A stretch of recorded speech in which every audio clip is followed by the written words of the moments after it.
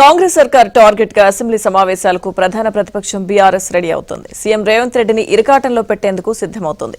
కాంగ్రెస్ ప్రభుత్వానికి సరిపోయేంత సమయం ఇచ్చామని ప్రతిపక్ష బీఆర్ఎస్ భావిస్తోంది.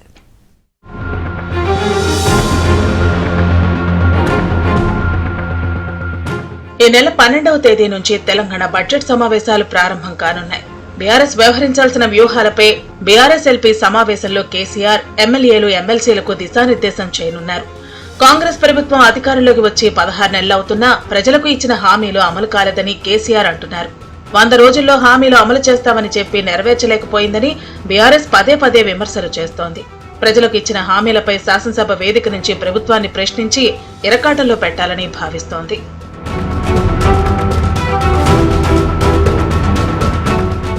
ఆరు గ్యారంటీలను ప్రభుత్వం అమలు చేయకపోవడంపై బీఆర్ఎస్ ఆగ్రహం వ్యక్తం చేస్తోంది. వాటి అమలుకు ఒత్తిడి తేవాలని భావిస్తోంది. దళిత బంధు పేరుతో బీఆర్ఎస్ 10 లక్షలు ఇస్తే 12 లక్షలు ఇస్తామన్న మాటను కాంగ్రెస్ నిలబెట్టుకోవాలని డిమాండ్ చేయనుంది. కామారెడ్డి డిక్లరేషన్ ప్రకారం బీసీలకు 42% రిజర్వేషన్లు అమలు చేయాలని బీఆర్ఎస్ డిమాండ్ చేయనుంది. బీసీల జనాభా తగ్గడంపై ఆ సామాజిక వర్గ ఎమ్మెల్యేలు అసెంబ్లీలో మాట్లాడే విధంగా వ్యూహరచన చేస్తోంది. గతంలో బీఆర్ఎస్ చేసిన సమగ్ర కుటుంబ సర్వే కంటే ఎందుకు జనాభా తగ్గిందో ప్రశ్నించాలని నిర్ణయించుకుంది. ఇలా వివిధ అంశాలపై సభలో ప్రభుత్వాన్ని నిలదీయాలని బీఆర్ఎస్ భావిస్తోంది.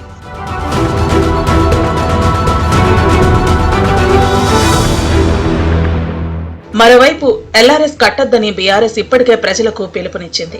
ప్రతిపక్షంలో ఉన్నప్పుడు ఎల్ఆర్ఎస్ కట్టొద్దన్న కాంగ్రెస్ ఇప్పుడు ఎందుకు వసూలు చేస్తుందని నేతలు నిలదీయనున్నారు. మాటని నిలబెట్టుకోవాలని సభలో బీఆర్ఎస్ లేవనెత్తనుంది. ఇక కాళేశ్వరంతో పాటు సాగు, తాగునీటి అంశంపై సభలో వాడివేడి చర్చ జరగనుంది. ఎస్ఎల్బీసీ టన్నెల్ కూలిపోవడానికి గత బీఆర్ఎస్ ప్రభుత్వం అని కాంగ్రెస్ అంటోంది. అయితే ఎస్ఎల్బీసీ కోసం తాము 4,000 కోట్ల రూపాయల వరకు నిధులు ఖర్చు చేశామని, పనులు ఎందుకు ఆగాయో సభలో అవకాశం ఇస్తే చెబుతామని బీఆర్ఎస్ అంటోంది. కృష్ణా గోదావరి జలాల కేటాయింపు, బనకచర్ల వ్యవహారంపై ప్రశ్నలు సంధించనుంది.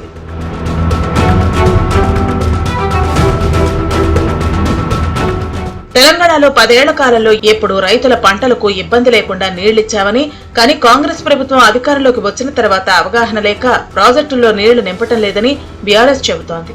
రైతులకు సకాలంలో నీళ్లు ఇవ్వకపోవడంతో పంట పొలాలు ఎండిపోతున్నాయని అసెంబ్లీలో నిరసన తెలపడానికి బీఆర్ఎస్ సిద్ధం అవుతోంది. ప్రతి అంశంలో ప్రభుత్వాన్ని ఇరకాటంలో పెట్టాలని ప్లాన్ చేస్తోంది.